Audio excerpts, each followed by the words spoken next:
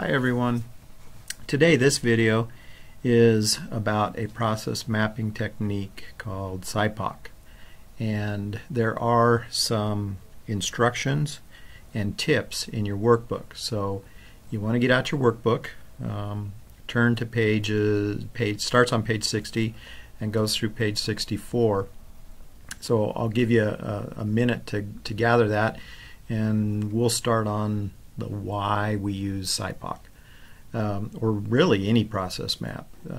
SIPOC is an important tool in the DMAIC problem-solving process, and what we do is it's a fairly high-level map that helps us see our process, understand the inputs, the outputs, the suppliers, the customers of the process, and it helps us all get on the same page. I facilitated a lot of process mapping projects over the years, and it almost always happens where we get done with a process map and somebody in the group says, gee, I didn't know we were doing that, once they see it up on the wall. So it's a really good tool for helping us all get on the same page and having a visual representation of the process. So hopefully you have your book out now, and we're going to get started. What you see here is a graphic representation of a SIPOC map. And SIPOC is an acronym, and you can see it across the top: suppliers, inputs, process, outputs, and customers. And we're going to go through each of these in detail. When I was getting ready for this, I thought I can just use my slide deck and go through each of the steps and talk to them. But I thought it'd be a lot more valuable if we actually created a SIPOC map while we went through the steps. The other thing is that as you go through this video, I'll tell you when you can pause the video, and you can actually fill out your SIPOC as you go. So watch the video for a little bit, see the example, pause it, complete your own SIPOC, start it back up, and proceed on with the next step. When we build SIPOC maps, we start with the process map, and the process map, when the SIPOC map is finished, is actually in the middle of the map. So we start in the middle, and we're going to build our way out. So the first step in creating a SIPOC map or any process map is defining the process that you want to map, and then identifying the boundaries, when the process starts and when the process ends. And we're going to stay within those boundaries when we draw our map. We're not going to go before or after. We're just going to stick within those boundaries. The next thing is, remember that you're going to take a fairly high-level view of your map. SIPOC, if you look at the graphic, it says 5 to 7 steps. So you can't record everything that's going on. There will be time later that you can dive deep. You can always dive deeper into any of the steps and go into a more detailed process map when you need to. But at this point in time, we're just trying to get the major steps in our process. So make sure you're staying at that 10,000 foot view, and you find out that you're outside 5 to 7 steps. You probably need to call a timeout and regroup and maybe combine some steps, or refocus your efforts. So now that we've defined the process and set the boundaries, next thing we need to do is get our process mapping tools. And my default tools for mapping any process is a stack of sticky notes, a marker, and a flat surface. And for this map, I've got a small whiteboard in my office, so that was my background. But you can use flip charts. I've used tabletops at times. Anything that you can put sticky notes down and move them around. Just be careful that your markers, when you write on sticky notes, that your markers don't go through and ruin somebody's wall paint. So here is I told you that we would do an example as we walk through the steps of a SIPOC. This is my example. The process is getting in to see the doctor. In my case, this is the steps that I go through whenever I go in to see my doctor for my annual physical. The boundaries are from when I walk in the door to the clinic to when I actually see the doctor. So I'm not going to map anything before or after that. Just what happens in between walking through the front door and actually getting in front of the doctor. So I like to start and just put those two process steps up in the beginning and the end. So the first step in that process is check in with the receptionist. And then the last step in that process is see the doctor. So this is a point in time where you can pause the video and enter the beginning and ending steps in your process. Okay, now that you have the beginning and the end of your process, fill in the steps in between. So after I meet with the receptionist, somebody comes and gets the patient.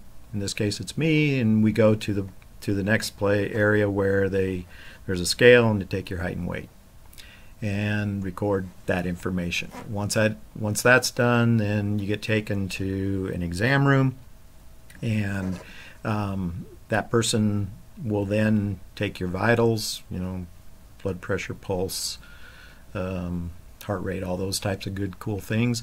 And they will also ask you some pretty basic questions about your current health, what medications you are, if you're hurting anywhere, those types of things. And then they leave, and you sit and wait, and then the doctor comes in. So here's another point in time in the video where you can pause the video and fill in the process steps for your process. Now that we have the process defined, we're going to work on the right side of the SIPOC map, and the first thing we're going to do is identify the outputs. What are the products or services that are a result of the process that you just defined? Okay, so we're back to our example SIPOC, and on the right hand side of the process we have filled in the outputs that are a result of the process. Because this is an information process where the process generates information, our outputs are different types of information. So we're going to have billing and insurance information, patient health history information, and patient vitals.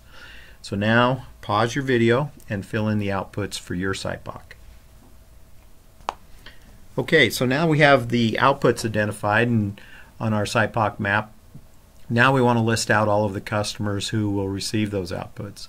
Always keep in mind that in any process there are both internal and external customers, and we want to capture both of them on our SIPOC map.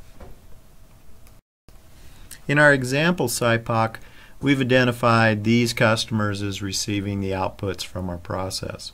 The business manager gets the billing and insurance information. Patient will get some vital information, maybe just in the form of a verbal report from the nurse that takes those.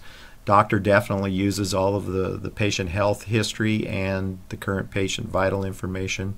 And then all of the outputs end up in the patient's file in some sort of a record. So take a minute, pause the video, and fill in the customers for your SIPOC. The next thing we want to capture are our customer requirements. What do they value? What do they expect? What do they demand? Some of them may be very similar. Some of them could be completely different. But we want to go through each customer and make sure that we fully understand what their requirements and expectations are. The process in our example SIPOC is an information process, and what we found is that in examining each of our customers that we identified, their values, needs, expectations were all pretty much the same. They want information that's accurate and they want it timely. So pause the video now and write down the values, expectation, demands for the customers that you've identified for your SIPOC. Now we move back over to the left side of our SIPOC map, and the first column to the left of the process are the inputs. And this is where we identify all of the inputs that the process requires to produce the desired outputs. And this can be in the form of people, of information, of supplies, equipment, tools, whatever. We just want to write down all of the inputs that the process requires. In our example SIPOC, we've identified the inputs, and because it's an information process, the inputs come in the form of forms. The three that we've identified are the patient billing and insurance form, the vitals and current health form, and the patient health questionnaire. So pause the video and write down the inputs to your process for your SIPOC map. Okay, we're almost done. We're over to the far left column, which is the supplier column, and this is where we identify the suppliers of the inputs to the process. In our example, the suppliers that we've identified are the receptionist, who would provide the patient billing and insurance form, and sometimes the patient health history form. The nurse provides the vitals and current health form. We have the patient up there because sometimes the doctor's office will mail out ahead of time the patient health history form, and the patient actually brings that in with them. So pause your video now and write in the suppliers for the inputs on your SIPOC map. So congratulations, now you have a completed SIPOC map, at least in a draft format. So what I like to do next is I like to put it out where people can look at it. And these would be the people that are in the process or may be affected by the process but weren't there to help us map the process. And usually just put it out for a couple days, ask for people to look at it, comment.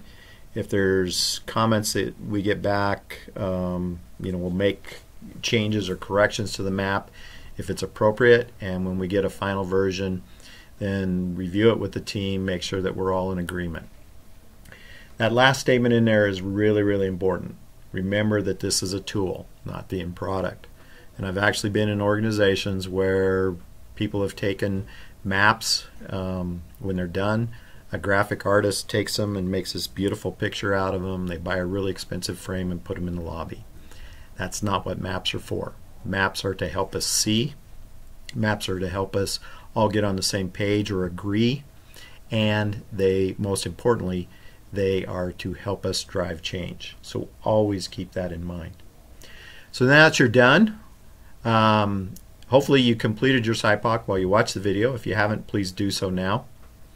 Let your mentor know that you watched this video, and that's a good place to ask any questions that you might have about SIPOCs or any comments that you have about SIPOCs. You're always welcome to contact one of us, one of your instructors. We'll be glad to help you out. Good luck, and we look forward to seeing you at our next session. Thanks.